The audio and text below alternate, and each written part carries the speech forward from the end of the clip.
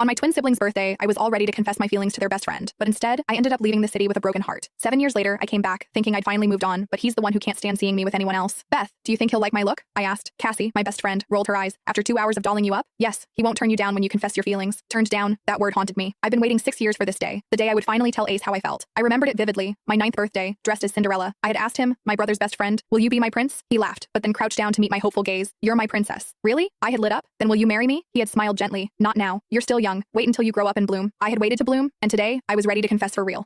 You look stunning, though I preferred your long wavy hair. Beth said. I cut my hair to shoulder length, styled straight, imitating Tess, my sister, and Ace's type. I even wore her favorite perfume. Short hair's in fashion. Ace likes it, I said, checking my nails. All of Ace's exes had looked like Tess. I knew they were temporary. Once we were together, no one else would matter. Cassie frowned at my dress. Too short. Fine. I huffed. Time to face him. The Huttons family birthday party was grand, as Tess and Tobias made their dramatic entrance. I scanned for Ace. He should have been here after his father's death. He changed. Gone was the carefree Ace, replaced with a distant, angry version. Yet he was always kind to me. Then I saw him. His gray eyes now shadowed, scanned the room. Rosebud, he murmured. His stare fell on my hair and makeup. Hey, I called out. He looked at me, his gray eyes cold, and I felt a twinge of panic. What are you wearing? I bit my lip, unsure. I thought you'd like it. He frowned. You don't need my approval. It's your choice. With that, he walked away, leaving me standing there, heart sinking. I ran upstairs, changed into the white gown my dad had brought, and removed my makeup. I needed to be myself, but I couldn't shake the feeling that it wouldn't matter. When I returned to the party, he was nowhere in sight. Tobias and Tess were busy. I searched and finally found him, distant in a corner with a drink. Happy birthday? I wrapped my arms around Tess. Thanks. She pulled back. You changed? That dress was a bit uncomfortable, I said absent-mindedly, my eyes set on him. I will be back in just a minute. When I went to move, she caught my arm and dragged me away from her friend's earshot. You're going to confess tonight, aren't you? I let out a gasp. How did she know? Stay away from him, Emerald, and you and I both know he only cares for you as a brother, not a partner. My anger flared. I will do whatever the heck I want, Tess. It's none of your business. So, leave me alone. Turning on my heels, I walked away. Once I had padded close to where Ace stood, I took a calming breath and smoothed my hair. No one could stop me from expressing my feelings today. Won't you play chess with me today? I asked. His nod made me grin. Library? Yeah, boring party anyway. I prepared the board, heart racing. 10 minutes passed. 20, no Ace. Disappointed, I returned to the party. Later, I wandered to the balcony, seeking air. But then, someone else, my heart froze. I caught Ace in a deep kiss with my sister. My chest ached. Betrayal by someone I loved. I ran to my room, sobbing, cradling my heart. 7 years have passed. I moved on. Warner, my college boyfriend, was perfect, kind, intelligent, and understanding. We were good friends from the beginning. After my several failures at keeping up on dating a guy for more than a week, I gave up on kindling any kind of relationship with anyone. And when Warner one day asked me out at a friend's get-together, I couldn't turn him down. 6 months into our relationship, we traveled together. At the airport, his hand in mine. I felt safe. He knew me better than anyone. Landing in Los Angeles, my parents greeted me warmly. Dinner that night felt familiar and chaotic. Mom's apple pies to buy a sneaking extra bites. Dad pretending not to dislike Warner when Mom asked about my bracelet. I froze. Someone gave it to me on graduation night. I said, no name princess, you shouldn't accept gifts from unknown people. Dad warned Warner, muttered probably Tom, the guy who followed her around in college. He disappeared after I warned him. Cue my parents shouting what I needed later. My sister Tess finally arrived. Perfect hair, perfect dress, perfect everything. And with one sentence, she detonated the night you heard about the Valencian party tomorrow.